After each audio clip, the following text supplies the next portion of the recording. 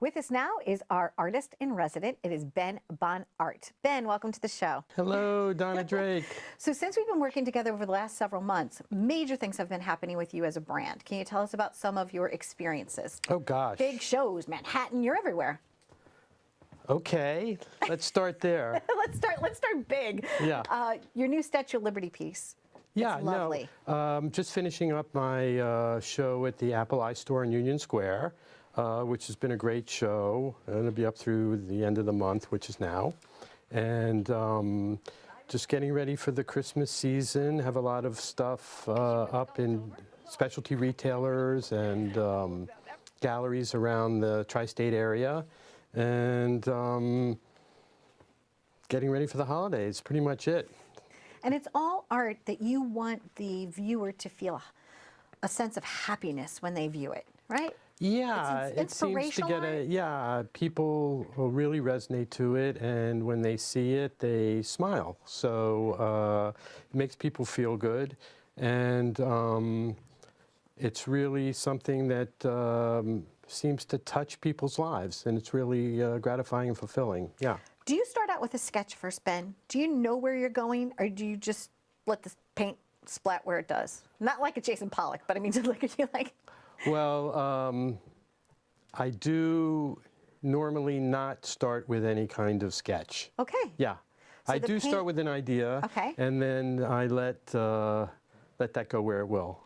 Now, I see that you have a lot of depth and richness to the application that's on the canvas. Is it that you are layering the paint and then scraping away, or what is the process that you're going with? I'm not quite sure that there is a specific process, but there is some scraping that goes on, and there is some splattering that goes on, and there is a lot of, what can we do to further the cause? So there's no, I like to tell people, and when I speak normally, that it's kind of a secret, but I'll share it with you. Thank you. That most of my art starts off as mistakes. Interesting. And then it's something that I just look at and go, well, I can't recreate that. Let me just build on it. And wow. If you look at it closely, there's no real rhyme or reason to it, but it looks good. So there could be like an underpainting of a frog there's many behind layers. a sunset, my behind gosh, the yes. barn, Yeah. and then all of a sudden it becomes what it wants to be. Yeah. Thank you for sharing that. Yeah. I remember being in grade school once, Ben, where they made us draw this little loopy squiggle, and then you had to create a drawing out of it. Correct. And so mine was a frog, so that's why it came to. I was like, oh, was it a frog?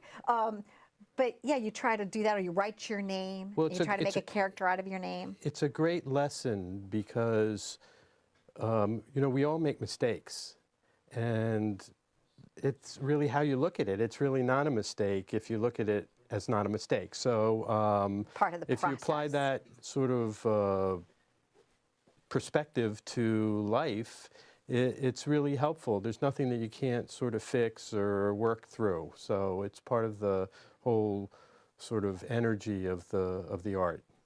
A lot of your pieces are thematic. Some have words that you've included. Some look like posters, advertising posters. Some of them are landscapes. Some of them are surreal types of solar things, or spacey. How does that come about for you? It's just whatever the expression is for the day? I don't really know. Okay. But as I said, it's just something that happens, and if it makes me sort of go with it, that's the real sort of buzz, is start doing something and you just start building on it, and it just turns into something. It's just like everything else, you just end up being surprised by the whole thing. And I think that's the way people sort of perceive it when they see it. They're like, that's not a flag, but yeah, it is, so yeah, it's cool. Now, I'm going to ask you another question. Sure. Are you ambidextrous?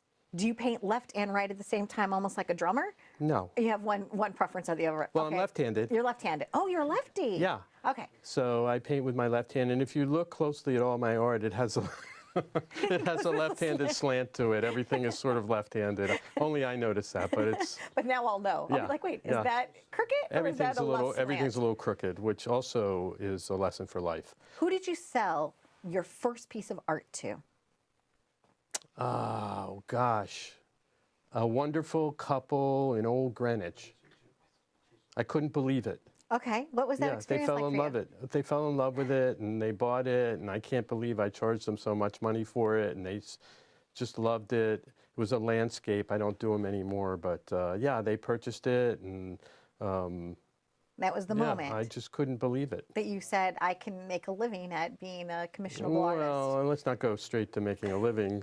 About, I can't believe that somebody would pay money for my art. But Aw. yeah, it was a great. That was a long time ago. But every time I sell a piece of art, it's the same experience. You do. You have Yeah, that it's just moment of like like, one of your wow. children, and you're like, you don't want to sell your children, but it is parting with something that you put your heart and soul in. So it's really something when you realize that somebody else is going to share that same experience for a long time. You also make art because sometimes art, an original, is not attainable in somebody's budget. They might not have the $20,000 to Correct. spend or something. However, if somebody goes to art.com, you have made some of your images available, that either could be printed on canvas or framed art so that somebody Right, could still celebrate your work right. and still Well, attain it.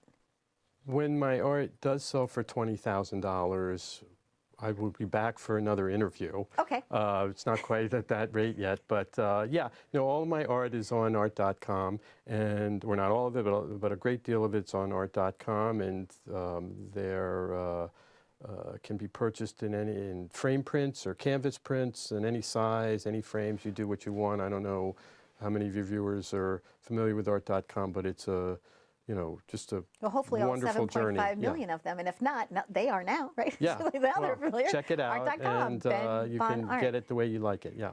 And what would you say to an aspiring person that maybe is working in the corporate world and they just have had enough and they want to try to strike out on their own? What advice would you give them? Follow your heart. Follow your passion. Do what you love. Thank you so much. Stay tuned for more on Live It Up. We've been visiting with Ben Bonart, and you can get his work at art.com.